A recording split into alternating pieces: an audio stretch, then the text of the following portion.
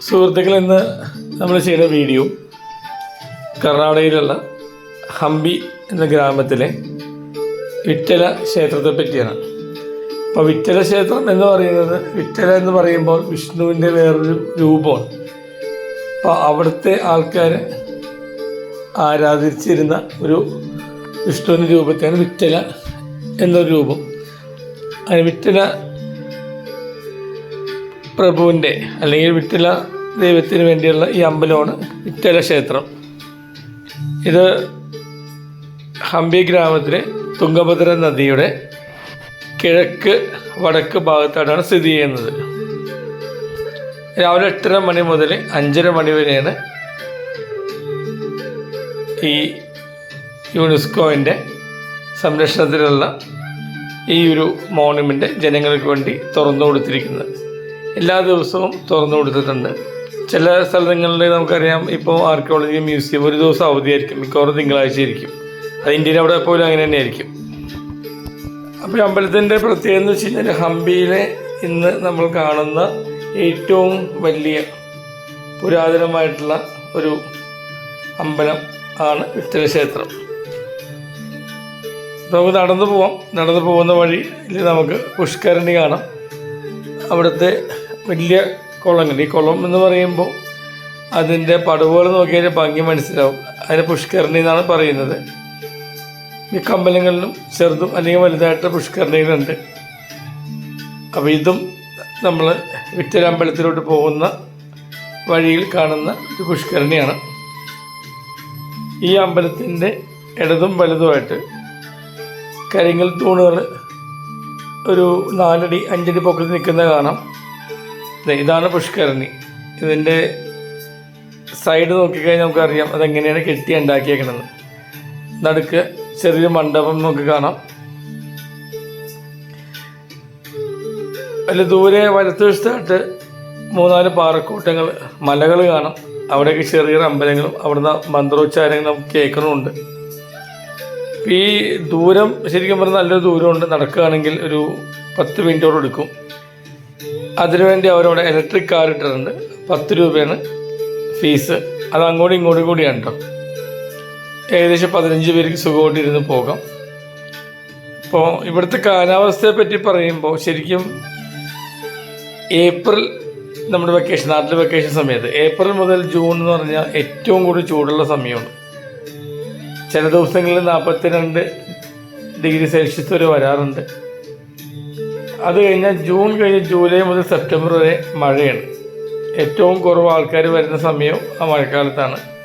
കാരണം നമ്മൾക്ക് മിക്ക ദിവസവും നമുക്ക് പോയിട്ടൊന്നും കാണാനില്ല. ഫോട്ടോ എടുക്കുമ്പോഴും മഴ ശല്യപ്പെടുത്തും. പക്ഷേ ഇത് പുരാതനമായിട്ടുള്ള ഈ നിർമ്മിതികളിൽ മഴ ആസ്വദിച്ച് നമുക്ക് ഇരിക്കണമെങ്കിൽ നമുക്ക് തീർച്ചയായിട്ടും വരാവുന്നതാണ്. ആ സമയത്ത് ഹോട്ടലിലെ റൂമിൻ്റെയൊക്കെ വാടക കുറവായിരിക്കും. കാരണം സീസൺ അല്ലല്ലോ.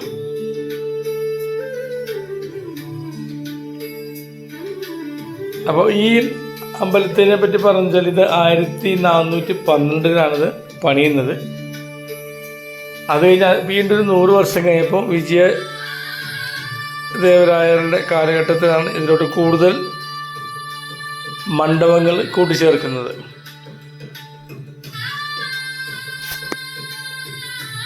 അന്നത്തെ കാലത്ത് ഈ അമ്പലങ്ങളെല്ലാം അല്ലെങ്കിൽ നിർമ്മിതികൾ പണിയുന്നത് എവിടെയാണ് അതിൻ്റെ റോ മെറ്റീരിയൽ.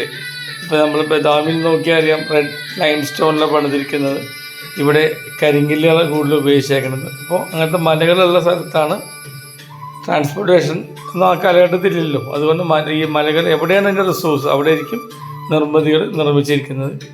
ഇപ്പോൾ ഇവിടെ 3 വലിയ ഗോപുരങ്ങളുണ്ട്. അപ്പോൾ ഈ ഗോപുരത്തിനടുത്താണ് നമ്മൾക്ക് ഈ അമ്പലത്തോട് കയറാനുള്ള ടിക്കറ്റ് തരുന്നത്. ആ ഒരൊറ്റ ടിക്കറ്റ് കൊണ്ട് നമുക്ക് ലോട്ടസ് മോളും ആർക്കിയോളജി മ്യൂസിയവും നമുക്ക് കവർ ചെയ്യാം. അപ്പോൾ അത് കളയാണ്ടിരിക്കുക. അപ്പോൾ രാവിലെ 8:30 മണിക്ക് വന്നു കഴിഞ്ഞാൽ ഗുണം ഒരു 3 മണിക്കൂർ ശരിക്കും കാണാനുണ്ട്. വെറുതെ വന്ന് കുറച്ച് ഫോട്ടോ എടുത്ത് ഒരു ദിവസം ഹംപി കണ്ടു തീർക്കുന്നവരെ സംബന്ധിച്ചോളം അവർക്ക് എത്ര സമയമുള്ളൂ. പക്ഷേ ഇങ്ങനത്തെ ഹിസ്റ്ററിയിലൊക്കെ താല്പര്യമുള്ള ആൾക്കാർക്കാണെങ്കിൽ അവിടെ വീട് കിടക്കുന്ന ഓരോ കല്ലുകൾക്കും ഓരോ തൂണുകൾക്കും ഓരോ ചരിത്രമുണ്ട്, ഓരോ ഐതിഹ്യം അതിൽ കെട്ടുപണിഞ്ഞ് കിടപ്പുണ്ട്. അപ്പോൾ ഇവിടെ ഈ മഴ കഴിഞ്ഞ് കഴിഞ്ഞാൽ ഒരു ഒക്ടോബർ മുതൽ ഫെബ്രുവരി അവസാനം വരെയാണ് ഹംപി സന്ദർശിക്കാൻ പറ്റുക. അല്ലെങ്കിൽ ഹംപി ഇങ്ങനത്തെ അമ്പലങ്ങൾ സന്ദർശിക്കുമ്പോൾ ഏറ്റവും അനുയോജ്യമായ സമയം. കാരണം അതിൻ്റെ നമ്മൾ താപനില 15 ഡിഗ്രി സെൽഷ്യസ് മുതൽ 34-35 ഡിഗ്രി വരെ ഉണ്ടാവുകയുള്ളൂ. ഇവിടെ ഒരുപാട് മണ്ഡപങ്ങളുണ്ട്. ഉത്സവ മണ്ഡപം, കല്യാണ മണ്ഡപം, പിന്നെ ദേവിയുടെ മണ്ഡപം, പിന്നെ രാജാവ് ഒക്കെ വരുമ്പോൾ സഭ കൂടുന്ന മണ്ഡപം. ഒരുപക്ഷെ അവരൊക്കെ വരുമ്പോൾ ഇത്രയും വലിയൊരു അമ്പലമുണ്ട്, അവിടെ താമസിക്കുമായിരിക്കും. അപ്പോൾ അവർ രാജഭരണ കാര്യങ്ങളും ഈ ഏരിയയിലെ നാട്ടുപ്രമാണികളായിട്ടുള്ള സംവാദങ്ങളും, പിന്നെ അന്നത്തെ കാലത്ത് വേദങ്ങൾ പണ്ഡിതന്മാർ തമ്മിലുള്ള സംവാദങ്ങളുണ്ടാവും. അതെല്ലാം ഒരുപക്ഷെ ഇവിടേക്ക് നടന്നിരിക്കുന്നത്. പിന്നെ ഇവിടെ എല്ലാവരും അതിശയിപ്പിക്കുന്ന മറ്റൊരു കാഴ്ചയാണ് നമ്മുടെ കല്ലിൽ തീർത്തേക്കണ രഥം. ഇത് പെട്ടെന്ന് നോക്കിയാൽ വലിച്ചുകൊണ്ട് പോകാവുന്ന രീതിയിലാണ് പണിത് വെച്ചിരിക്കുന്നത്. പക്ഷെ ശരിക്കും ഇത് രഥം ആയിട്ട് നമുക്ക് തോന്നുമെങ്കിലും ഇത് പണിതിരിക്കുന്നത് ഇവിടെ വിഷ്ണു ഭഗവാന്റെ വാഹനമായ ഗരുഡൻ്റെ വേണ്ടിയുള്ള ക്ഷേത്രമാണ്. ആദ്യ സമയത്ത് കുതിര ആണതിന് മുമ്പിൽ കുതിര വലിക്കാവുന്ന രീതിയിലാണത് കൊത്തി എടുത്തിരുന്നത്. പക്ഷെ പിന്നെ അതിന് മുമ്പിൽ എവിടെ നിന്നോ 2 ആനകളെ കൊണ്ടുവന്ന് വെച്ചിട്ടുണ്ട്. ചിലപ്പോൾ അതിനുശേഷം വന്ന രാജാക്കന്മാരോ അവരുടെ താല്പര്യപ്രകാരം വെച്ചതായിരിക്കാം. അപ്പോൾ ഇന്ത്യയിൽ 3 കല്ലിൽ കൊത്തിയ രഥങ്ങൾ ഉള്ളൂ. ഒന്ന് ഒഡീഷയിലെ കൊണാർക്കിൽ, 2 തമിഴ്നാട്ടിലെ മഹാബലിപുരം, 3 ഇവിടെ. പിന്നെ ഇവിടുത്തെ മറ്റൊരു പ്രത്യേകതയാണ് ഇവിടുത്തെ പില്ലറുകൾ. ഈ സംഗീതത്തിന് വേണ്ടിയുള്ള മണ്ഡപമുണ്ട്. അവിടുത്തെ പില്ലറുകൾ നമ്മൾ തട്ടിയാൽ സംഗീതം കേൾക്കുമായിരുന്നു. ഇപ്പം എല്ലാത്തിലും കേൾക്കുന്നില്ല. കാലപ്പഴക്കം, അതിന് മെയിൻ്റെനൻസ്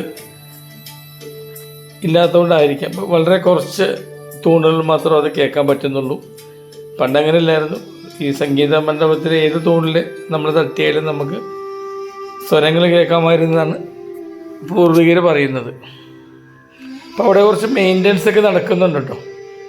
പിന്നെ ഈ മരം എത്ര പ്രാവശ്യം ഹംപിയിൽ വന്നാലും ഈ അമ്പലത്തിൽ ഈ മരം കാണുമ്പോൾ നമുക്കൊരു പ്രത്യേകത എന്ന് വെച്ചാൽ ഈ അമ്പലത്തിൻ്റെ ഈ ഒരു കോമ്പൗണ്ടിൽ ഈ ഒരു മരം മാത്രമേ ഉള്ളൂ. ഇതിൻ്റെ ഓരോ കൽപ്പടവുകളിലും ഓരോ കല്ലിലും എല്ലാത്തിലും ഓരോ മുദ്രകൾ, അന്നത്തെ കാലത്ത് നമ്മൾ കൂടുതൽ ആരാധിച്ചിരുന്ന മൃഗങ്ങൾ, പക്ഷികൾ, രാമായണത്തിൻ്റെ ഏടുകൾ, ഇതെല്ലാം കൊത്തിവെച്ചിട്ടുണ്ട്. ശരിക്കും നമുക്കൊരു 3 മണിക്കൂർ ചുരുങ്ങിയത് വേണം ഇതെന്തെങ്കിലും ഒന്ന് കണ്ട് മനസ്സിൽ പതിഞ്ഞു പോരാൻ വേണ്ടി.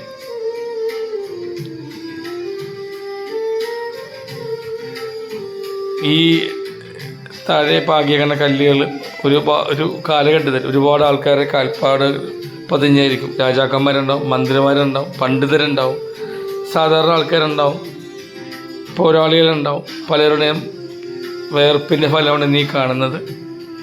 അപ്പോൾ ഇതൊക്കെ എത്ര നാളിങ്ങനെ നിലനിൽക്കും എന്നറിയാൻ പറ്റില്ല. പ്രകൃതിക്ക് അതിൻ്റെ ആയിട്ടുള്ളൊരു സമയമുണ്ടല്ലോ. ഇപ്പോൾ 550 വർഷം കഴിഞ്ഞു.